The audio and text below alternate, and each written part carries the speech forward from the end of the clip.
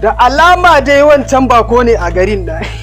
Aiko dama kuɗi nake nema ido rufe. Wallahi tallahi kuɗi nake nema. Ban taɓa fashi ba amma yau zan fara a kansa. In dai na je na karɓi wancan jakar.